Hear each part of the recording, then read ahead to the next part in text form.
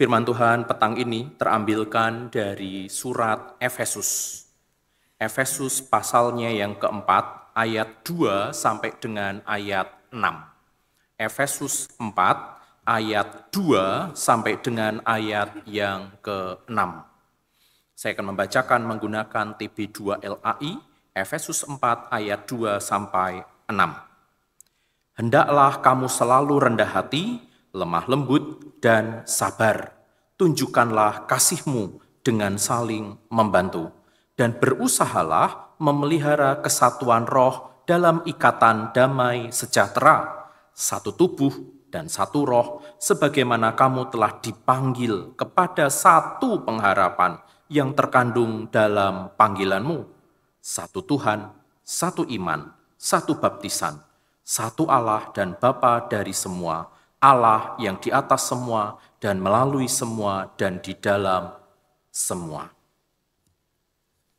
Jemaat yang terkasih, umumnya ketika kita berbicara tentang Roh Kudus, kita akan berpikiran atau kita akan mendengarkan komentar orang bahwa Roh Kudus itu ya berhubungan erat dengan bahasa roh, berhubungan erat dengan karunia roh, atau kita akan mengingat, oh itu roh penghibur, roh pengajar, roh yang diberikan Tuhan Yesus.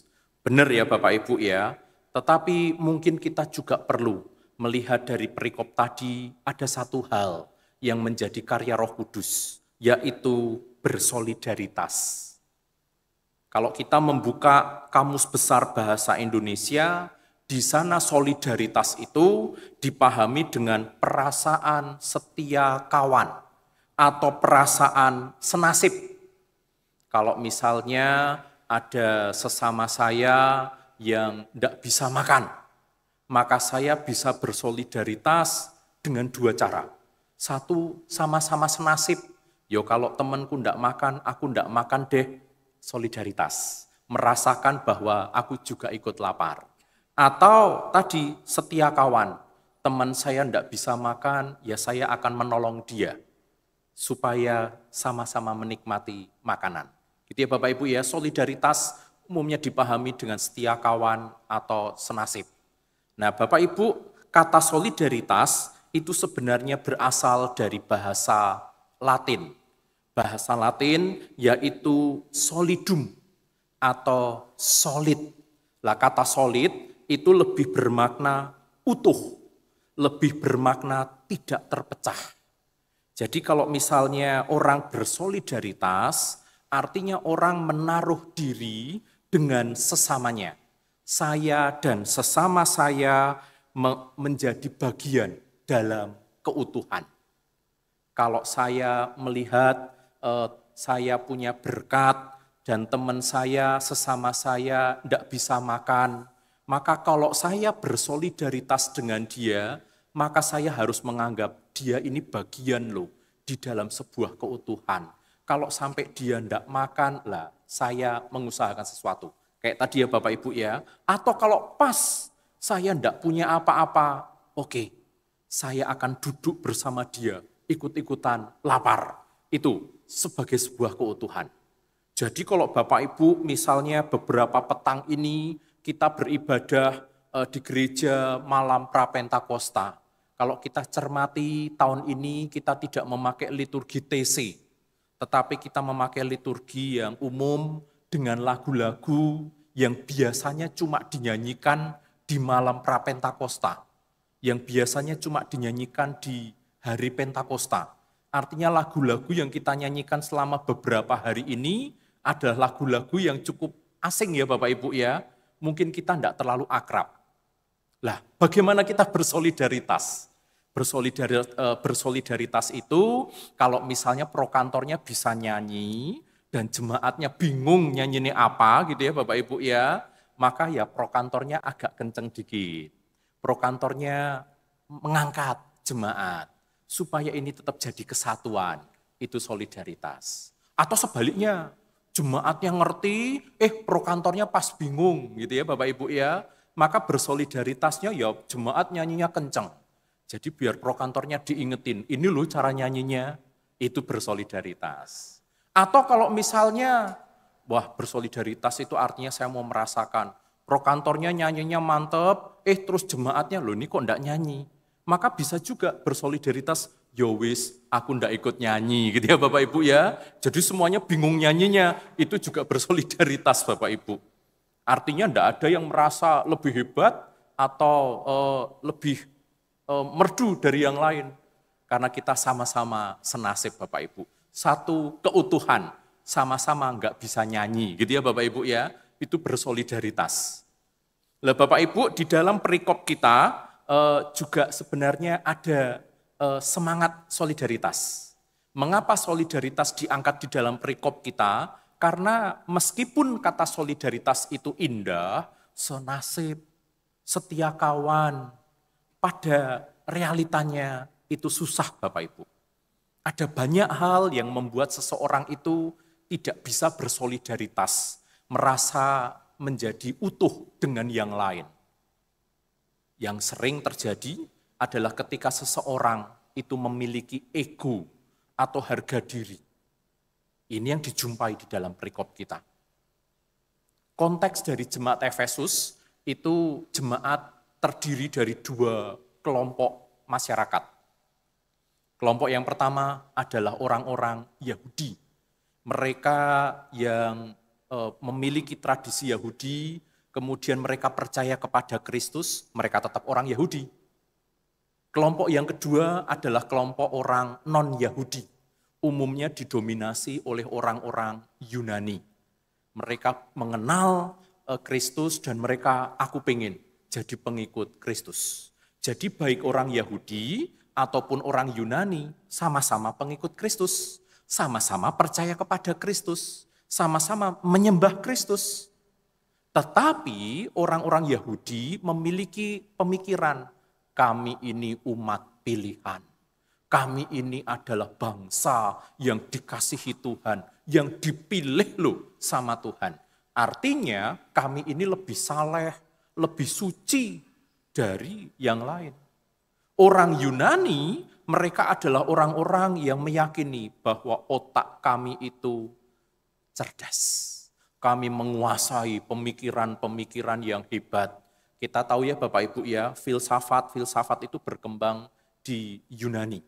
Orang-orang yang berpikir, yang memikirkan segala sesuatu Yunani. Lah mereka ketika ketemu dengan orang-orang Yahudi, mereka mengklaim, kamu mungkin lebih saleh, tapi kami lebih pintar. Kami lebih bisa memikirkan segala sesuatu. Dua kelompok Bapak Ibu sama-sama pengikut Kristus, tetapi ketika mereka memegang ego dan harga diri mereka, kamilah kelompok yang lebih hebat. Maka mereka melihat yang lain itu justru lebih rendah. Dan itulah yang diingatkan oleh Rasul Paulus. Tidak bisa kayak gitu. Kalau sama-sama pengikut Kristus, kalau sama-sama diselamatkan oleh Kristus, sama-sama menerima anugerah dari Allah, sama-sama menyambut Roh Kudus, maka persatuan yang Roh Kudus berikan itu harus dipelihara, harus diperjuangkan. Bukan kemudian merasa selamat terus sekarep dewe. Bukan karena aku sudah selamat, surga itu milikku, maka hidupku ya aku jalani dengan caraku. Bukan itu yang diingatkan oleh Rasul Paulus. Rasul Paulus menegur dan juga mengarahkan mereka. Ayo pelihara kesatuan. Karena kita itu sama-sama memiliki Tuhan yang satu kok. Roh Kudusnya juga satu. Kenapa harus dibedakan? Kenapa harus dipecah-pecah jemaat itu? Oleh karena itu, Rasul Paulus mengatakan, milikilah damai sejahtera. Milikilah hati yang rendah hati, lemah lembut, sabar, dan memiliki kasih. Untuk melihat bahwa yang lain itu juga dikasihi oleh Tuhan. Bahwa yang bukan kelompokku itu setara dengan aku. Memang kita berbeda, kita tidak perlu jadi sama, kita tidak perlu jadi seragam, kita tidak perlu memiliki budaya yang sama, atau meninggalkan budaya kita untuk sama dengan yang lain. Oh tidak. Tetapi masing-masing perlu melihat bahwa ya percuma memegang ego dan eksklusivitas. Ketika seseorang melihat yang lain dikasihi oleh Allah, maka saya sebagai orang yang mengikut Kristus, yang menyembah Allah, juga perlu mengasihi dia. Setiap umat Tuhan, setiap pengikut Kristus, ketika menyadari bahwa aku ini bukan siapa-siapa, aku ini membutuhkan anugerah Allah, sesamaku juga, maka di situ mungkin kita berbeda, tetapi kita sama-sama menantikan, mengharapkan, menerima anugerah yang sama. Perbedaan seharusnya tidak perlu dipertandingkan. Perbedaan tidak perlu diadu, mana yang lebih hebat, mana yang lebih favorit. Tetapi perbedaan itu seharusnya menjadi bekal, menjadi kesempatan apa yang bisa aku lakukan bagi yang lain. Itulah solidaritas.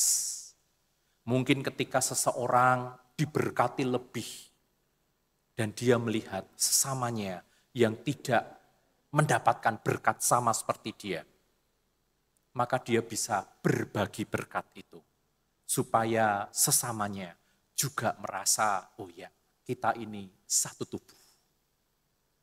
Bapak Ibu, pesan dari surat Paulus ini juga perlu menjadi refleksi dan teguran bagi kita di zaman sekarang. Kita hidup di zaman yang mengajar kita, mengundang kita untuk dengarkanlah aku, untuk lihatlah aku, untuk utamakanlah aku. Ini zaman sekarang Bapak Ibu. Berapa tahun yang lalu sebelum zaman medsos ya Bapak Ibu ya, seseorang itu harus memiliki kompetensi, harus memiliki keahlian, harus memiliki gelar atau diakui oleh banyak orang supaya dia bisa ngomong dan didengarkan.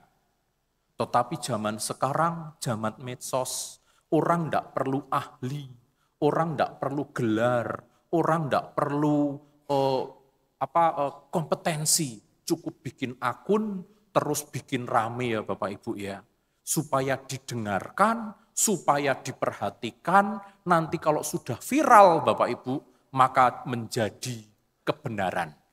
Itulah zaman kita sekarang. Nah, ketika kita mau merefleksikan surat Efesus, mari kita lihat Bapak Ibu, bahwa kita perlu melihat sesama kita itu juga menjadi bagian di dalam keutuhan. Ketika kita menyadari sesama kita dikasihi Allah, maka mereka juga layak didengarkan. Mereka juga layak dihormati. Mereka juga layak dikasihi. Sama dengan kita Bapak Ibu. Disitulah kita bersolidaritas. Saya membayangkan bersolidaritas itu sama seperti kepingan-kepingan puzzle Bapak Ibu. Kalau Bapak Ibu suka bermain puzzle, maka kita akan mencermati bahwa kepingan puzzle itu tidak selalu sama ya Bapak Ibu ya. Umumnya malah beda-beda Bapak Ibu. Yang di pojok, yang di pinggir, yang di tengah, masing-masing memiliki keunikannya. Ketika kita bermain puzzle, kalau kita buka puzzle-nya sama semua kayak tegel, kayak gini Bapak Ibu, malah membosankan buat kita.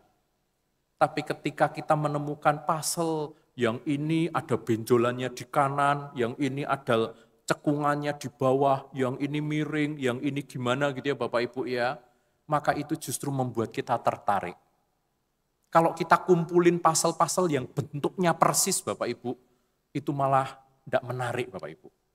Tapi ketika kita jejerkan yang berbeda, yang ada kelebihannya, yang ada kekurangannya, itu mau disandingkan, bukan dipertandingkan. Mana yang lebih hebat?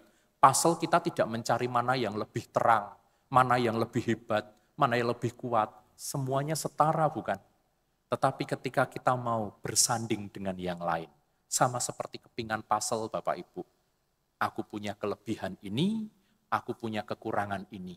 Tidak apa-apa, jejer, bekerja sama, berinteraksi dengan sesama yang juga memiliki kelebihannya, memiliki kekurangannya. Disitulah kita menjadi gambar yang indah Bapak Ibu. Disitulah kita bersolidaritas.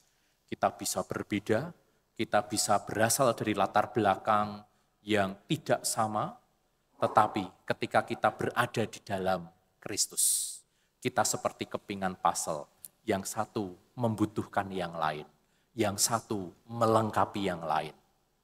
Tidak ada yang lebih hebat, tidak ada yang lebih juara di dalam komunitas Kristus. Tuhan menolong kita. Amin.